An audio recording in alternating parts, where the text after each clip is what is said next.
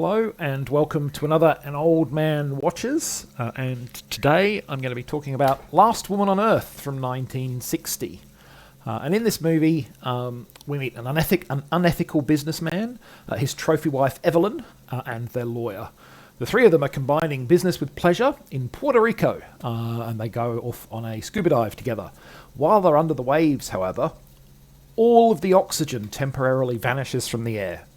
Tower-wise, not relevant to the movie at all, which, causes everybody but them to suffocate to death because, they're under the sea, with Ariel and all her friends, and the oxygen in their tanks, or the air in their tanks, is not deprived of oxygen, so they survive, but everybody else dies. And all of their efforts to find any other survivors fail, and the trio, have to occupy themselves with crying food, water, and shelter. Once they do so and are self-sufficient, however, they have more time to think about the longer term, and tensions immediately begin to rise.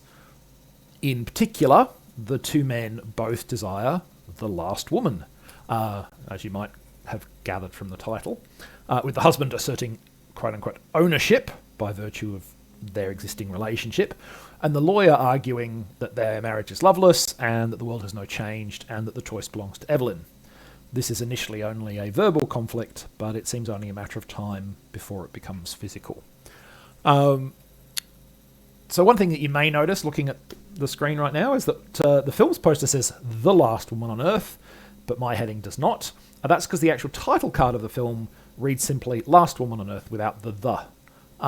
It's an interesting bit of trivia. I thought that I wanted to share it before we really kicked into the three main things that I wanted to talk about. The first of which, I'm just going to come out and say it. At the end of the day, this is not a very good film. But I find that basic premise of the last people on the planet as one that piques my interest, and it may pique your interest too. You might be like, "Oh, it's an interesting scenario. You could do some cool stuff with it," And if you do react that way, I've got a couple of other recommendations for you. First off, The World, the Flesh, and the Devil, starring Harry Belafonte, in which his character is trapped in a mine cave-in, and when he finally gets out, he discovered the world has, there's been an apocalypse in his absence. He does eventually meet a couple of other survivors, first a woman, then a man, and much of the thrust of the movie script is similar to this film, which is like what's going to happen, how does the end of the world change things for us all.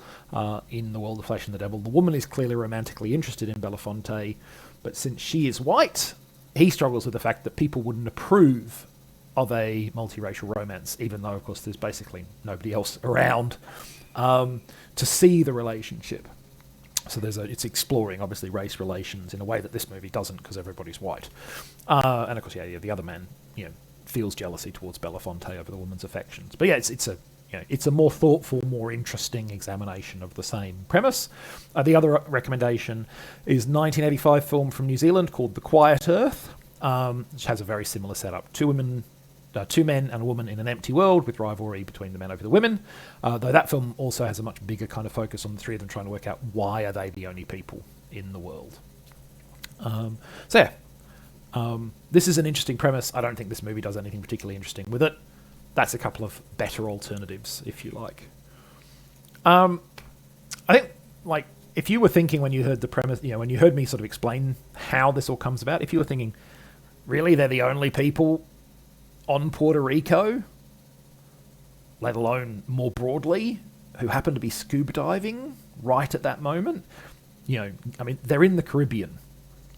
Lots of people go scuba diving in the Caribbean. It's hard to imagine that they're the only people left alive on the island. Puerto Rico is a pretty large island, so you might not bump into these people, but it's 1960. I think it'd be pretty easy for them to find a radio transmitter and make contact with somebody. That's the first thing I would be doing in that kind of circumstances. Not so much today, potentially, because, who listens to the radio? But in 1960, so it's hard to kind of let go of the fact that this whole setup is a bit far-fetched. I do wonder if the screenwriter had read the Arthur Conan Doyle story, The Poison Belt, which featured a group of people surviving Earth's passage through a belt of poisonous gases by basically using scuba tanks, compressed air in cylinders. maybe that was an inspiration for this, but at the end of the day, the justification for them being the only three people on the planet is pretty weak, and it does undermine the film. Bigger undermining, obviously, is that it doesn't really go anywhere terribly interesting from there. But, that is, I think, definitely a problem. Third and final, as with most Roger Corman films, there are some interesting factoids about the film's production and marketing I want to discuss. First of all, look at that poster. That's a pretty racy poster, pretty salacious, with the obviously naked woman protected just by, some strategically placed hair and linen. There's nothing like this in the movie. Surprise, surprise. It's 1960. It's probably pretty scandalous just to sympathetically depict a technically adulterous relationship. This movie is making a lot of promises in its poster that it is not going to deliver. Second, there's the fact that in making this movie, they shot a whole bunch of scuba footage, a lot more than they actually needed, which is what prompted Corman to rattle off an entire extra movie. He's like, I've got a lot of scuba footage that I don't need for this movie. I'm not going to waste 30 minutes of scuba footage. Let's just, film something else and stick it all together. That film became Creature from the Haunted Sea, which I have discussed previously. Third, I want to just touch on the cast and crew. So obviously there are only three characters on screen in this movie. One of them is played by the screenwriter. And then apart from those three people, the entire crew of the film, 10 people, including Corman as the director.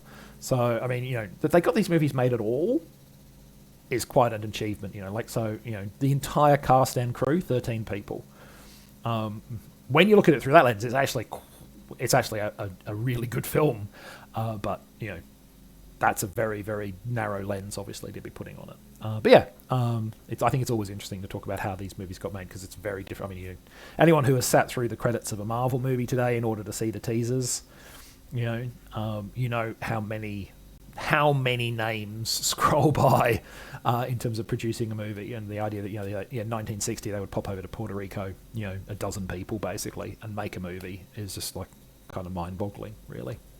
But yeah, that's Last Woman on Earth, or The Last One on Earth, depending on who you want to believe, but I believe the title card of the film, since that's technically the official name. Next time, the 1988 Ozploitation martial arts movie Day of the Panther, or as I like to call it, "G'day mate, my kung fu is bonza." It's everything I could have hoped for, and I've just discovered there was a sequel, and now I need to find it. So that's next time. In the meantime, I hope you enjoyed this one, and thanks for watching.